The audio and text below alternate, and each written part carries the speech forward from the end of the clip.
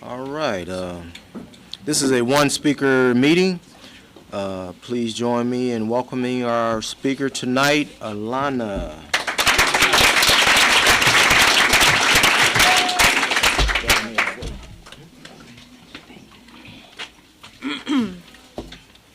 Hi, everybody. Alana, alcoholic. Thank you, Sean, for asking me to come speak. My mind has been completely elsewhere. And my sponsee, Sean, asked me to speak a couple of months ago, and my sponsee calls me up yesterday and says, can you come speak at such and such meeting tomorrow? I'm like, sure, no problem. And Sean calls me, at a couple of hours ago and just making sure you're on for tonight. I'm like, oh my God, what an idiot, I'm like, sorry. So I have a lot going on in my life, and it's not just because I'm blonde.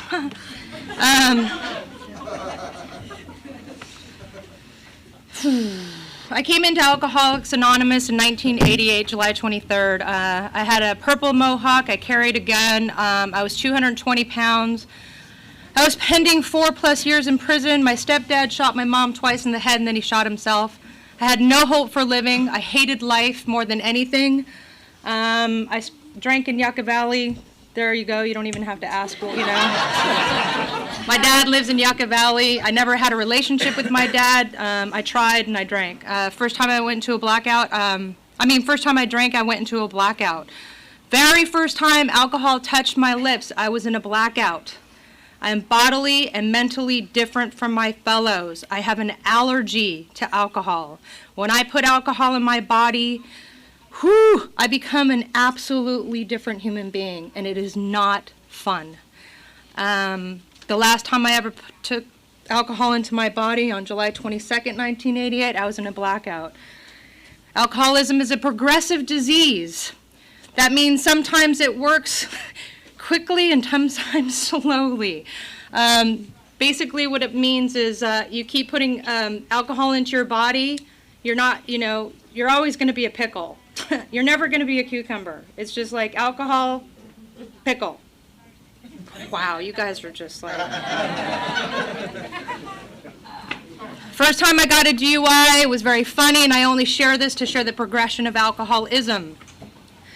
I was working at Red Onion in Palm Desert. I was a cocktail waitress, and it was really ugly outfits that we had to wear, and and I was young, and I was cocktailing underage, and we do things that are not very respectable when we drink and use. And I got pulled over, and the cops wanted me to come out of the car, and I thought the window was open, and I kept putting my face to the window. I get out of the car, and he wants me to do all these sobriety field tests. Now, back to, I am completely dyslexic. I quit school when I was 15. My mom and dad put me in a foster home. I was beaten. I was molested. It was a horrible, horrible, horrible childhood. Anything that got in the way of drugs and alcohol had to be separated from me. School, boyfriends, animals, anything. Don't go there, Neil. So I get pulled over, I get out of the car, and he's having me do this crazy, sobriety test. And he asked me to do something really crazy, and he says, I want you to say the ABCs backwards. And I'm looking at him like the dog that hears a weird sound, what? I couldn't even comprehend what that meant, and I turned around and I went, A, B, C, D.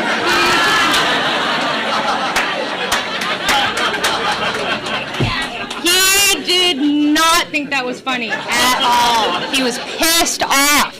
But his partner was like,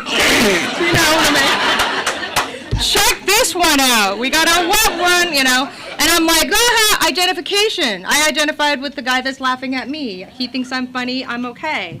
Last time I got pulled over for a DUI, I was coming back from a crazy party in Yucca Valley, and I'm speeding down Highway 111, and I'm in a Highway 111, and I'm in a blackout, or Highway 10, and I came to as my hair was being pulled back and my face was being slammed at the back of the cop car.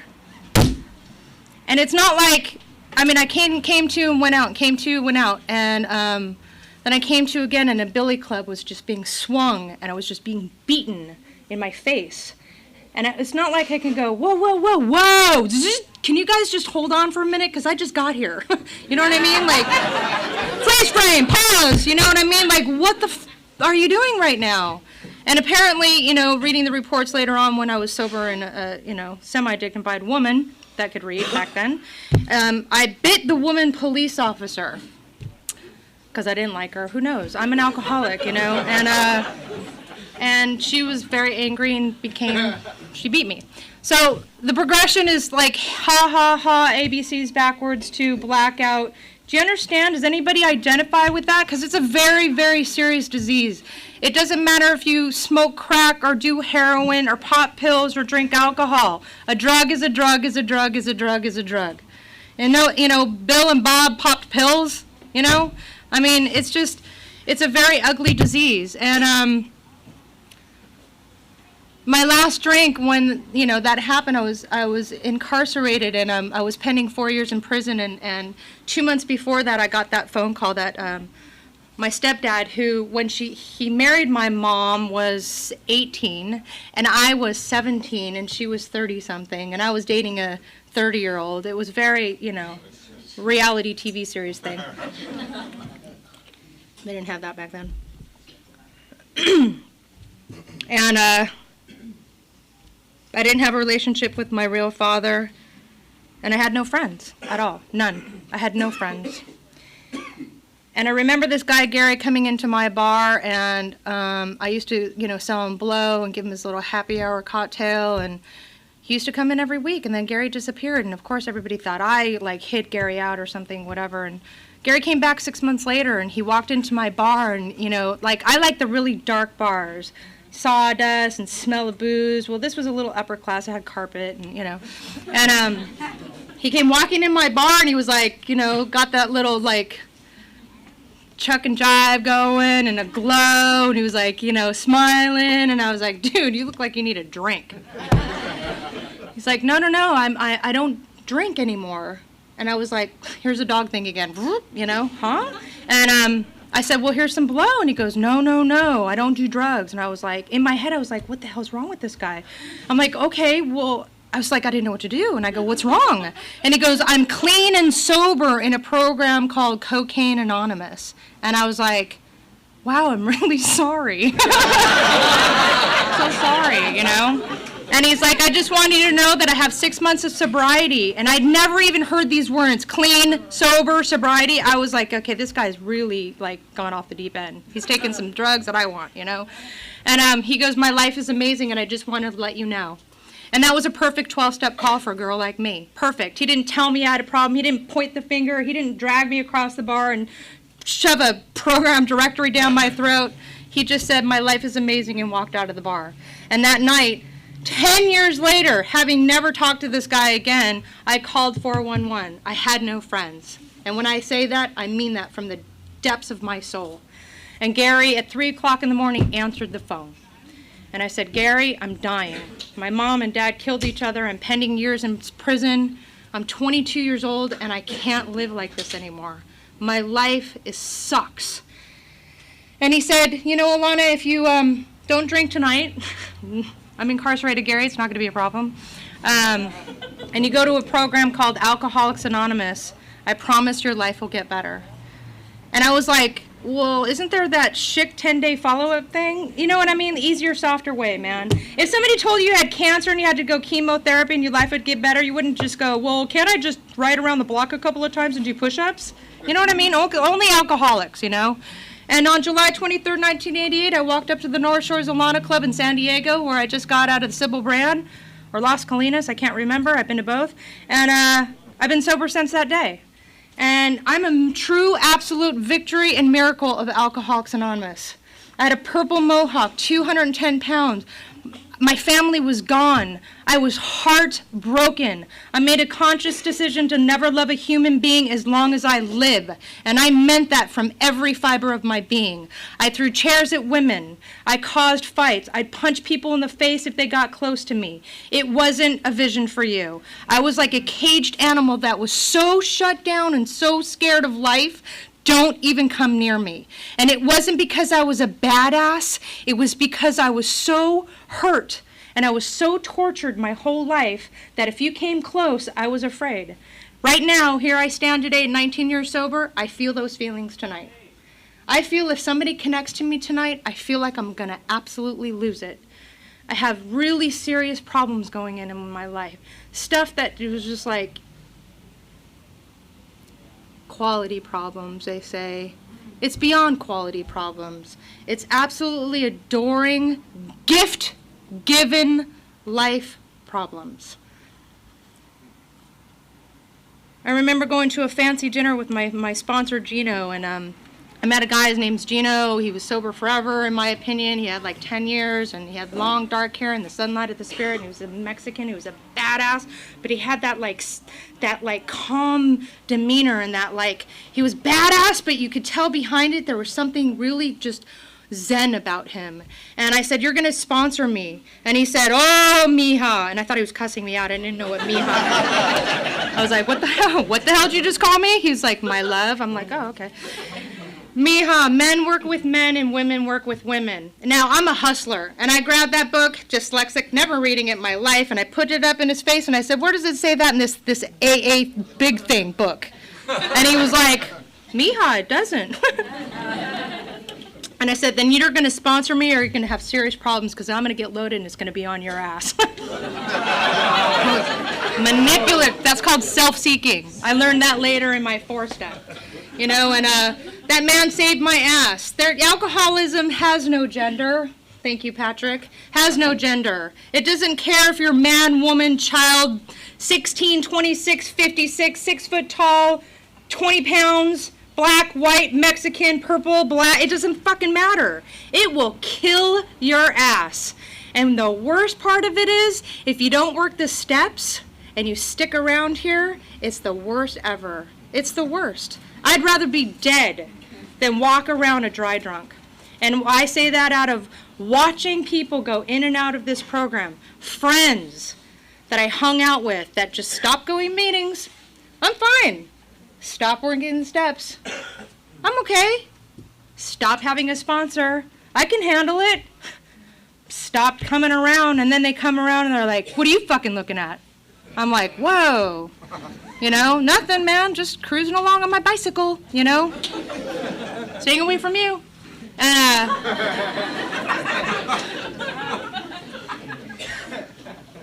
I came back to LA, and my sponsor told me that, you know, you can hang up your fantasies and your dreams can come true. And I came here and I did a couple of things, and I found out I had a gift for music behind the scenes. I cannot play an instrument. I'm a pretty good singer, but beyond that, you forget about it. And but I can build stages, and I can get the crew together, and I can make really magic things happen. And I started to go on tour all over the place, and I became a promoter, and we'd have, you know, all these crazy meetings on tour buses and airplanes and, you know, the back of the venues, and, you know, and I'd watch a lot of people get drunk and really wasted right in front of me, and I'd get to walk over them and clean up the mess and go home.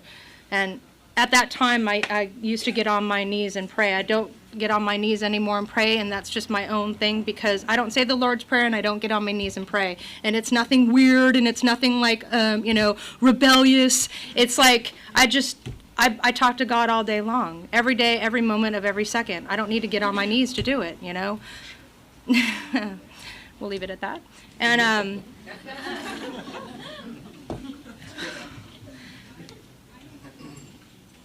so I was in Texas doing a gig, and when I was living in Yucca Valley, I lived with this guy, Sean, and Sean was my first love, and he smoked pot and I drank, and he didn't drink and I didn't smoke pot, and we were the perfect couple in you know, Palm Springs, and you know, we sold lots of cocaine cross country, thank you FedEx, and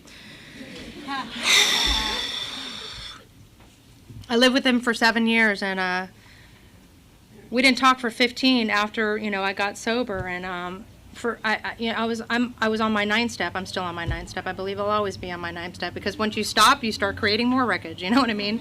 And so he kept popping in my head over and over. Sean, Sean, Sean, Sean, Sean. I'm like, all right, that's God to me. And I did the research, and I started calling old friends and old things, and one thing led to another, and I happened to be in Texas, and he happened to live there. You know, it's not odd, it's God. I was at the Coachella Music Fest, and Garth was this like crazy guy that some of you might know, and something happened, and he's like buzzing around newcomers, like 60 days sober, and he kept running around, it's not odd, it's God, it's not odd, it's God, it's God. I'm like, whoa, you are tripping out. Thank God you're sober today. Anyway, so I always laughed at that. It's not odd, it's God.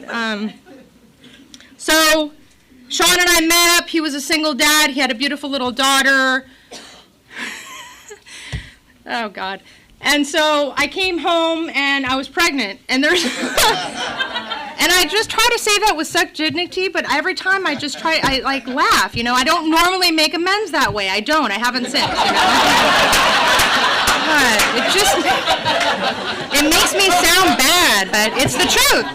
So anyway, Sean held a torch for me, and Sean never grew up, and Sean stayed the same. He was stuck in the 80s, and God bless him. I'm not judging him. I'm just telling the truth.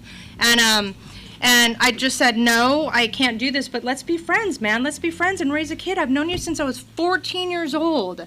And he said, no, I can't do this. And he left when I was 3 months pregnant. And I've never seen him since. And I was hanging out with a group of friends that I developed in Alcoholics Anonymous, and I called them my family. And let me tell you that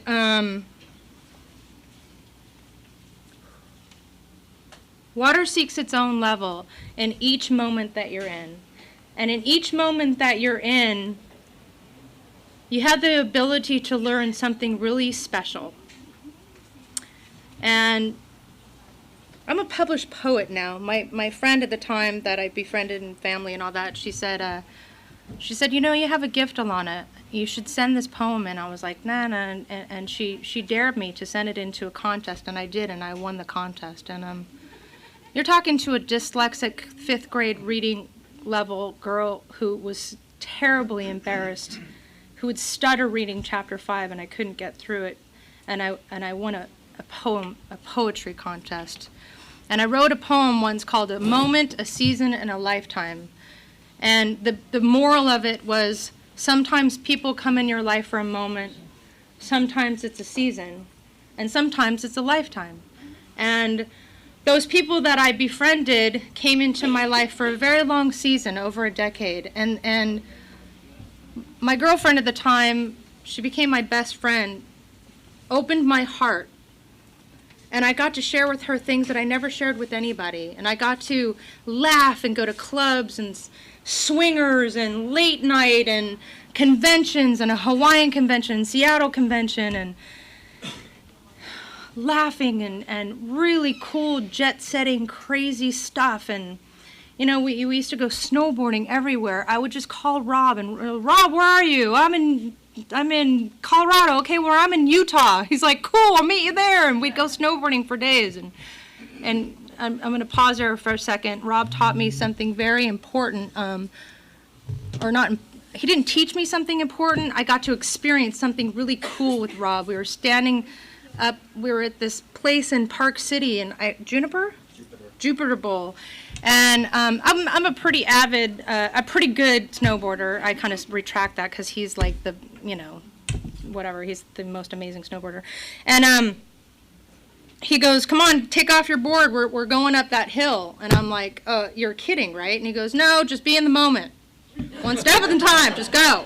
So we were like climbing and climbing and climbing and kept climbing and climbing, and I'm like, Jesus Christ, now I'm getting scared and I can't breathe, and you know. And we get to the top, and I'm looking down this crazy-ass cliff, and I'm like, okay, you must be joking. And he looked at me and he goes, you only live life once, Alana, F the fear. And he goes, poof, and just takes off. Now, I'm like stuck there. It's not like I can just, you know what I mean? It's like, excuse me, can we pause, please? You know what I mean? And man, I was scared to death. Wow, kind of reminds me of yesterday. I was scared to death, and I like took a deep breath, and I was like, you know, it's right here. It's the fear. What are you gonna do? Fuck everything and run, or face everything and recover?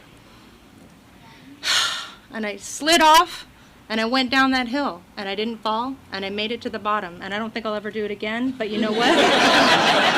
I did it, you know, I did it. I remember going to the CA convention, and we all decided to go jumping out of airplanes. We were like 5 years sober, and there's like Tom and, Johnny Watts, who's no longer alive, and there was like 10 of us, and we all jumped out of airplanes. And of course, I was the first one that had to jump. I'm like, why am I always in these situations, And I made it, and I'll never do that again. But again, I did it, And so you can have fun and crazy experiences is in sobriety.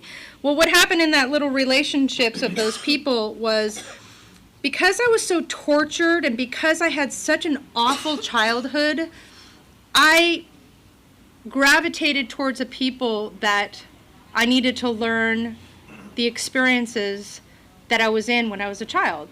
This is my personal experience. If this is too, young for you, just kind of bear with me. So,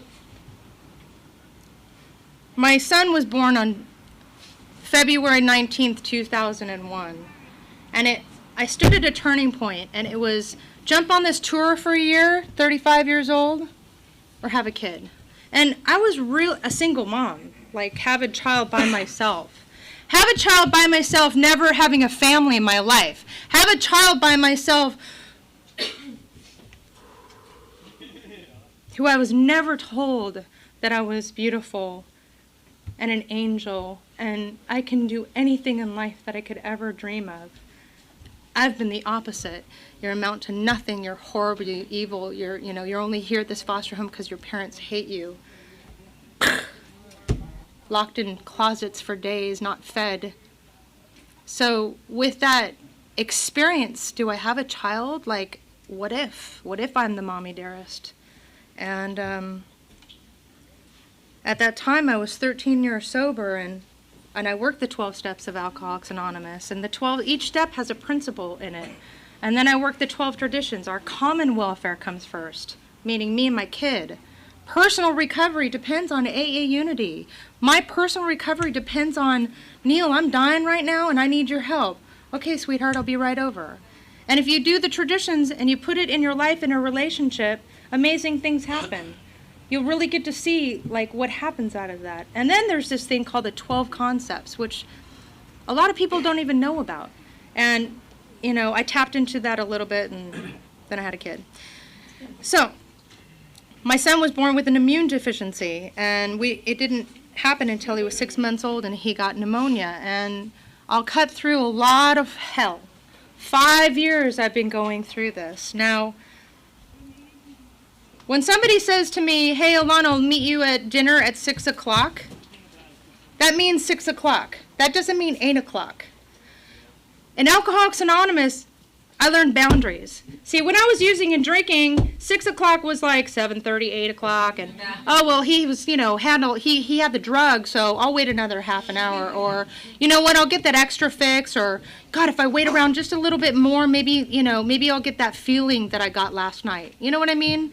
But when you're sober and you have a kid, when you're sober and you learn dignity and you learn how to wear a dress and put on makeup and cross your legs, and somebody teaches you, the silverware, you just start from the outside in, and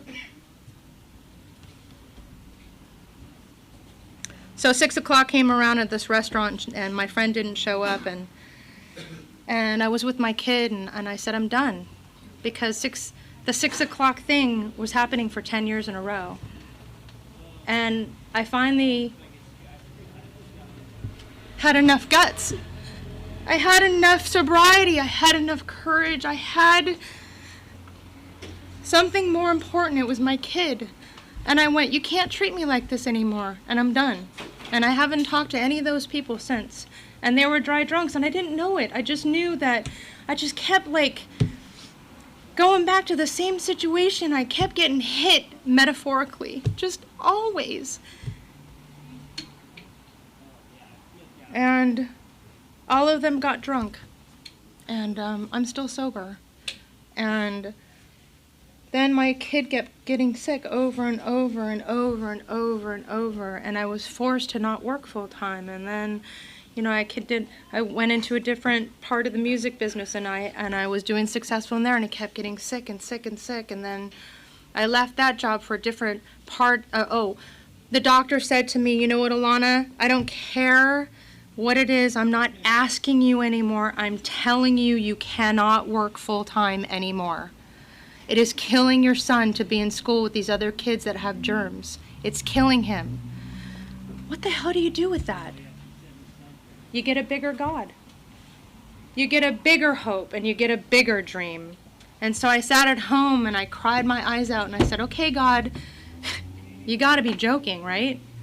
So I opened up my own company in the music career, and I started dabbling here and doing a little bit of this and a little bit of that, and it's paid the bills. And then I got a different opportunity to go to the desert and be of service in a sober way. And I moved there in April, and my son got deathly sick in the desert, and I was forced to move back here. The doctor said, if you don't come back, it's, again, he had to have, he's like 50 ear infections, and I mean, you name what kind of stupid virus is out there besides AIDS and all that stuff and cancers, he's had it, and so I came back, he had tubes put in his ears and his adenoids taken out 3 weeks ago, and I wake up and he's screaming every 2 hours in pain, just screaming in pain of his head, and you know what I get to do? I get to go in there and I get to give him some medicine, and I get to hold his head, and I get to give him a washcloth, and I get to say it's going to be okay, and I love you so much, Shay, and I'm never going to leave you, and you're such a brave boy. My mom was a race car driver, and she was raised Christian Science, who don't believe in medical doctors or anything. And one day she won a race, and all the kids were in their little racing pits, and everybody ran over to my mom because she was the first woman in the men's division to ever win in the men's series. And everybody was, like congratulating her, and my mom didn't have time for me in that moment. And I went over to wait, and I leaned my hands against the exhaust pipes of the car, and my hands were fried. And I ran over to her and screaming, and she said, sit down, just sit down and stop complaining. And she did. She went through the drive-thrus all the way home. It was a 3-hour drive. And we got there, and she said, just shut up and lay down. Where I got that internal mother loving beautiful instinct inside my being is through the 12 steps of Alcoholics Anonymous and through the love and the prayers of you. Do you understand that? There is no absolute. There is no way to get from there to here. You have to have an absolute spiritual awakening as a result of these steps. And I did. And now my son, I'll have those moments of just feeling so, fat and just uncomfortable, and I'll get ready to go to a meeting, and I'll be putting on my makeup, and I'm just I'm single, and I'm not ever going to get asked out again, and who cares anyway? And my little boy will walk up to me as I'm sitting in my vanity putting on my makeup, just trying to fake it till you make it, and he'll say, Mom, you are so beautiful, and I love you so much. I'm done. There's no man that could ever give me, ever. Nothing, and,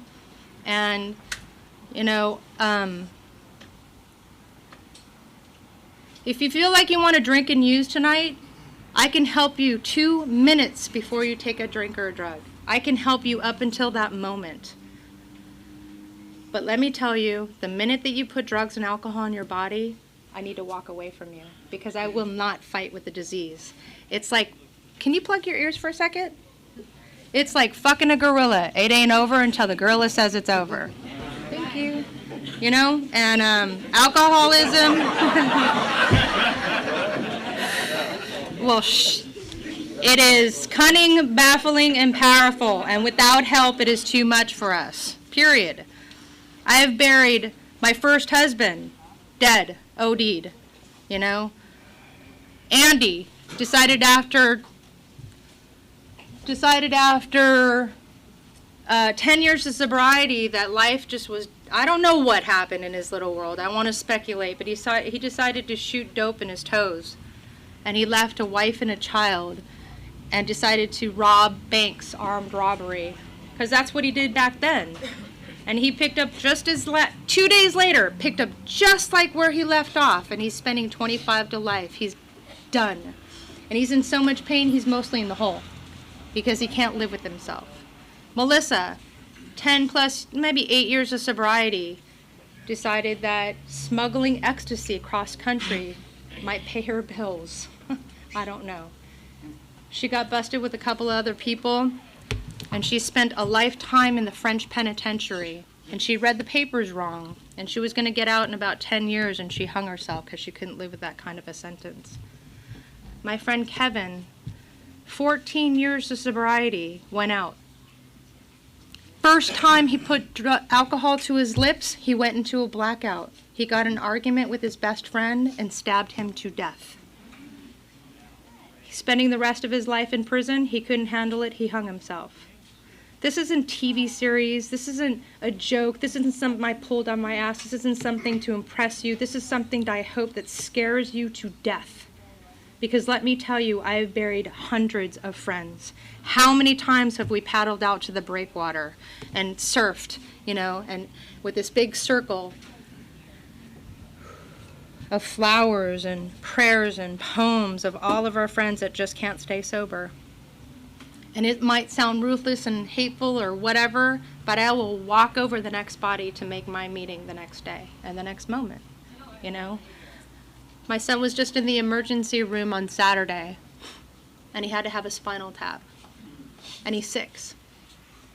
And I looked down at him, and I told the doctors to tell him the truth of what's going on. Don't sugarcoat it. Tell him what's going on, moment by moment, and they did. And he curled up into a little ball, and I looked at him straight in the eyes, and I said, Mom's right here, and you're such a brave kid. You're so brave, Shay. You can make it. And they told him the little wipey stuff, and then they put the medicine in, the numbing thing, and then they gave him the spinal tap, and he looked like this for a second, and then it stopped, and he goes, "Are you done?" And the doctor said, "Wow, you are the most amazing patient I've ever had. Hands down." He's braver than I am. Patrick and Shay and I went for a bike ride. I'll end with this. Yesterday, we were going down this really, really big hill, and we stood at the top, and I was like, I'm not going down that thing. This reminds me of it. I'm like, no way.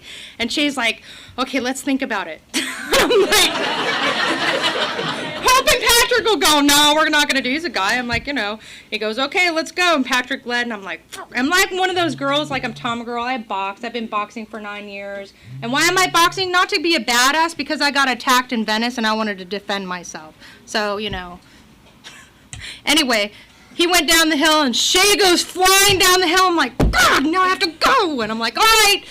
Whew. And then once you do it, it's just like, oh, my God, this is so much fun. Woo! And we went down the hill. And, 2 days before, he was in the emergency room getting his spinal tap. And you know what? All I have is the moment. And the moment, I saw my kid flying down a hill, laughing his little ass off. And that's what I have to experience in life, is right here and right now. I'm an avid reader. I read, I ride bikes, I'm a crazy, fun girl, and right now I'm depressed and I want to isolate, and if anybody gets too close, I feel like I just want to break down and cry. And my first reaction is to fight you. And I refuse to do that, because when I start doing that, that separates me to you, from you, and then it separates me from here, and then it separates me from God, and then I'm out there using again. So I'm going to stay, and I'm going to try to be vulnerable, and I'm going to try to have dignity, and if I have snot running down my nose and crying my eyes out, Rob will be there to wipe it up. Thank you for letting me be here.